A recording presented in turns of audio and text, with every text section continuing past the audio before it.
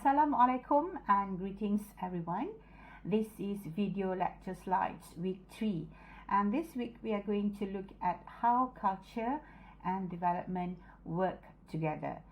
At the end of this video lecture slides, all of you should be able to demonstrate their understanding on cultural diversity and development, and at the same time their impacts on communication systematically. This is our course learning outcome 2.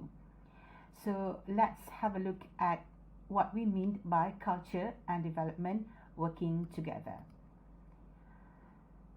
Thinking culturally. So this is what it meant by culture and development working together. How do we think culturally? How do we do it? Now, what about the question on culture and social development? So when you talk about thinking culturally, you have to answer some of these questions. Culture and social development, how? Culture and economic development, how? Culture, communication and behavior change, how do that happen? So this is thinking culturally. Actually, I believe that all of us are thinking culturally every day, at every moment, at every second, but we have never realized that we are doing it. Because when you look at something, for example, you will feel that, hey, that is very similar to what I always do. So that is thinking culturally. Or if you look around you and you feel that, hey, what is happening to my country? A lot of development, where's the trees, where's the green, for example. So that is actually putting all this culture and social development, culture or physical development, what happens. So you are doing the process actually. Now have a look at this picture that we have here. Are costumes part of culture? I think you know the answer already to that. Are they also part of social and economic development? Now, if we can agree that one particular costume is actually part of culture, what about this costume being one of the factors for economic development or social development? Do you think that by wearing baju kebangsaan, baju kurung, will reflect your identity, or it will bring you social development, it will bring you economic development? So think about this, because this is actually part of thinking culturally. And when you talk about culture and social development, you have to always come back to the definition of social development itself. So again, it is about improving the well-being of every individual in society so that they can reach the potential. And the success of this so-called society is linked to the well-being of each and every citizen. So if, let's say, one part of that society is actually very well developed and the rest, they are not well developed, so it's not social development in a true sense. Again, social development is about investing in people.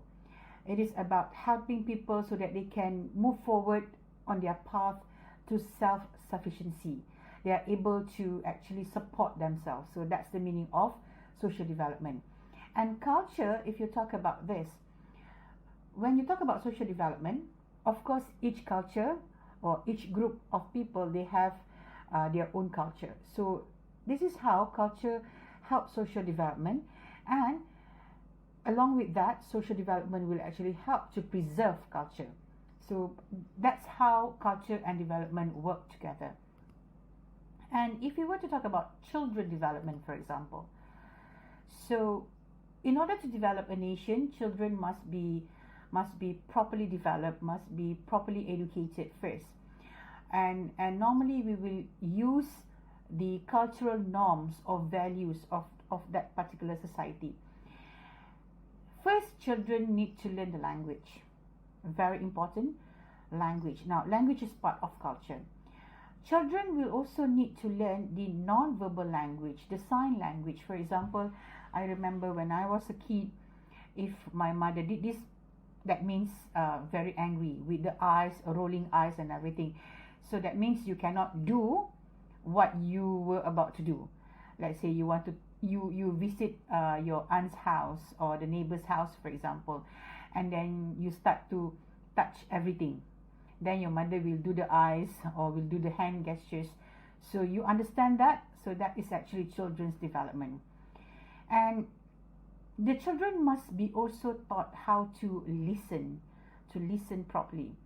And they must also be taught to be sensitive to others. That means they cannot hurt other people.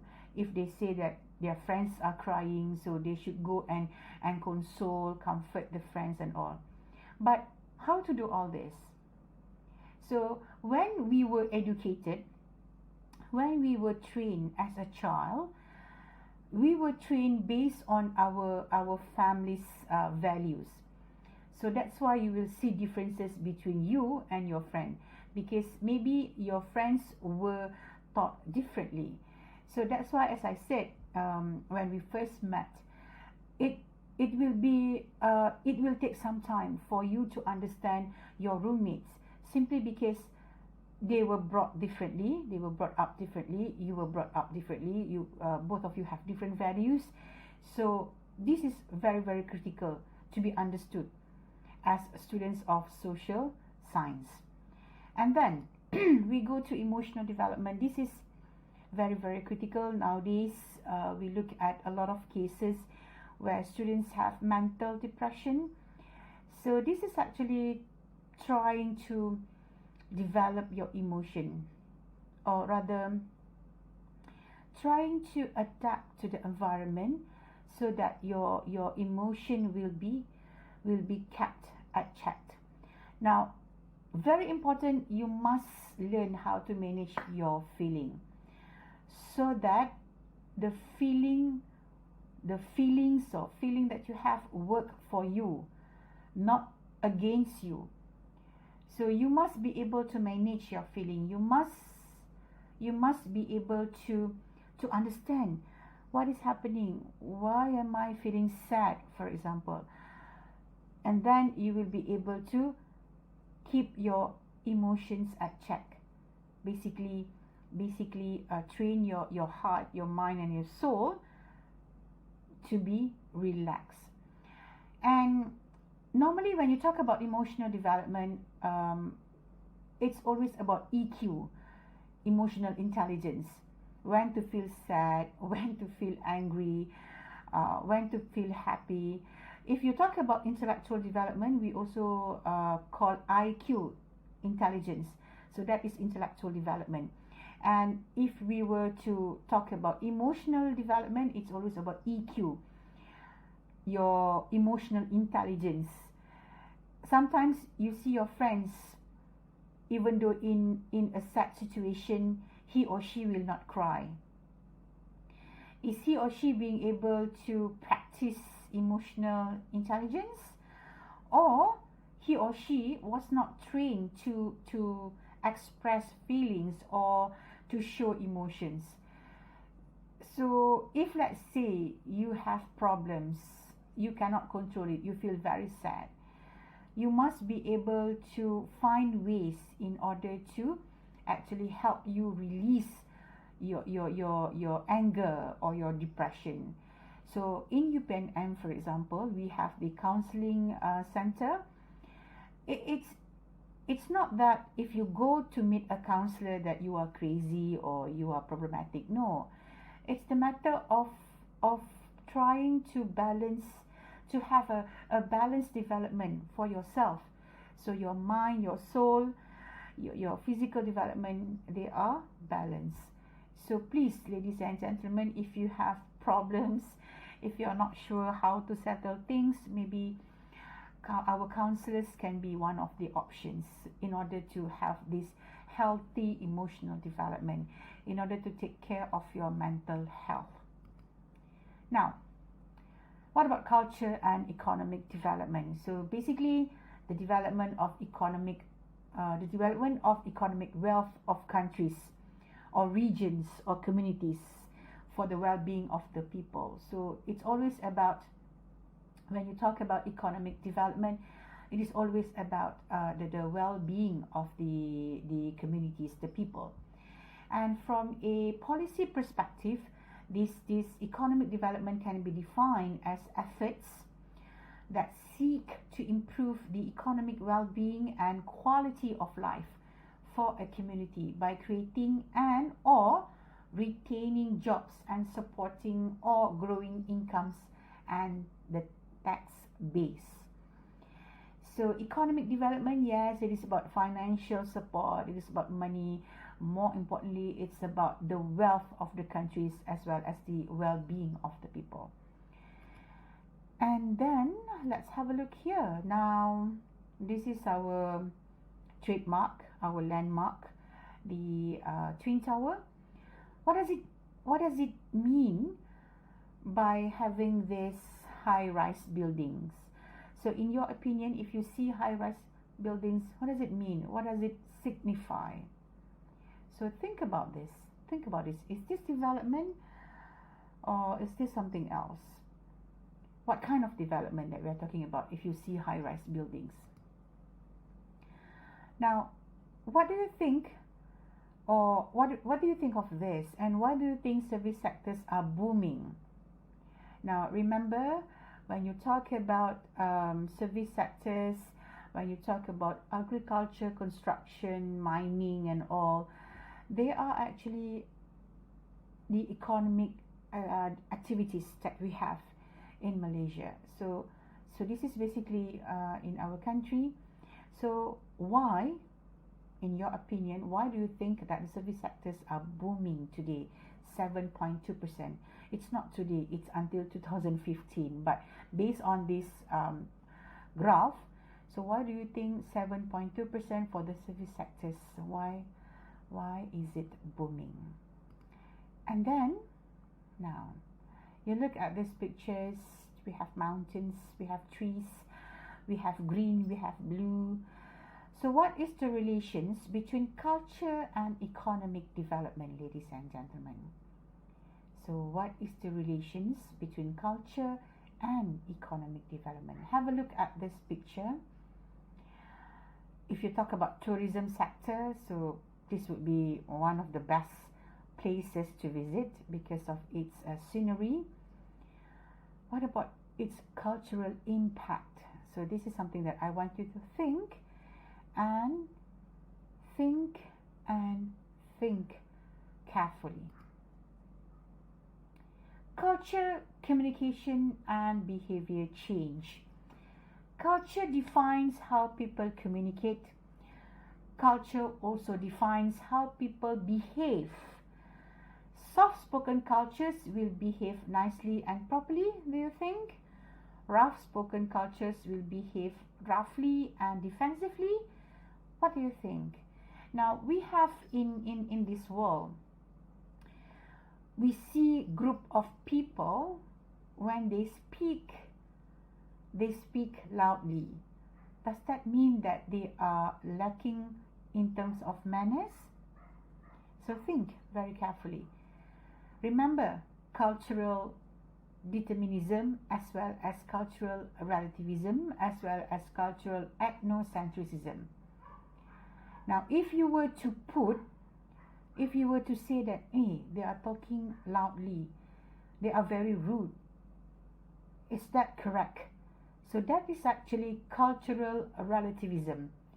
Because your culture does not speak loudly, so you feel that the other culture the people of the other culture who speak loudly, they are rude. That is wrong. That is cultural relativism. So you should not have judged other people based on your cultural values as well as practices.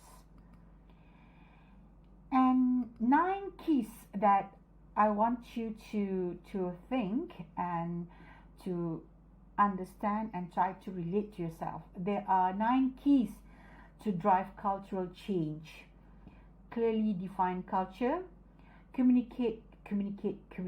When you want to actually change something, you have to communicate. Otherwise, nothing will happen.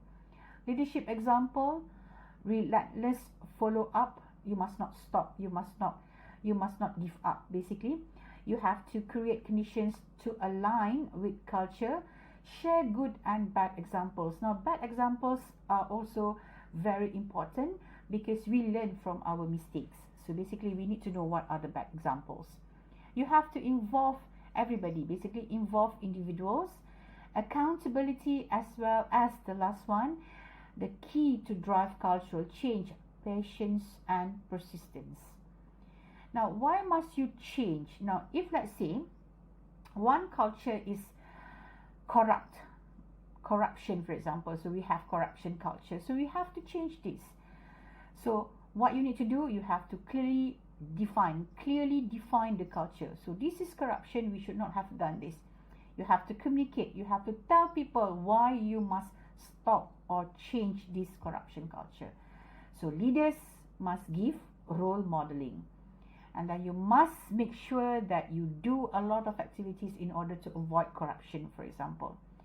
And then you have to create conditions, give, for example, prizes for those who actually follow the good culture, and share good and bad examples. Let's say you give examples. So if you do or if you practice corruption, then this will happen to you, something like that. You have to involve everybody. You have to take responsibility, that is accountability, and you have to be patient and you have to be persistent. So that's 9 keys. Something for you to think, something for you to ponder. Do you think genders communicate differently? That means male and female. Only 2, yeah? Ladies and gentlemen, only 2. We have male and we have female only. Do you think genders affect how people behave? Do you think each culture has a separate list of do's, what to do, and don'ts, what not to do, for different genders? Find examples of these issues and talk about them with your friends. Just have an informal session with your friends. So talk about all this, and we will pick up this in our meeting, face-to-face meeting. Ladies and gentlemen, to conclude for this video lecture slide week 3, culture is always associated with how people communicate, which at the end may affect how they behave. So that's number 1. Number 2, there are differences between cultural practices in the world, of course. And to think culturally is to incorporate culture, social, economic development, and how these actually affect people's choice of communication and behavioral intentions. What you intend to do is actually affected by all this, how you think culturally. Ladies and gentlemen, that's all for video lecture slides week 3.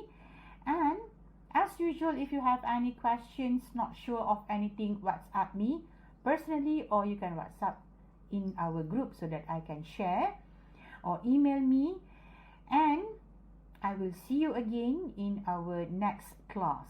Ladies and gentlemen, thank you very much. Assalamualaikum and greetings to all once again.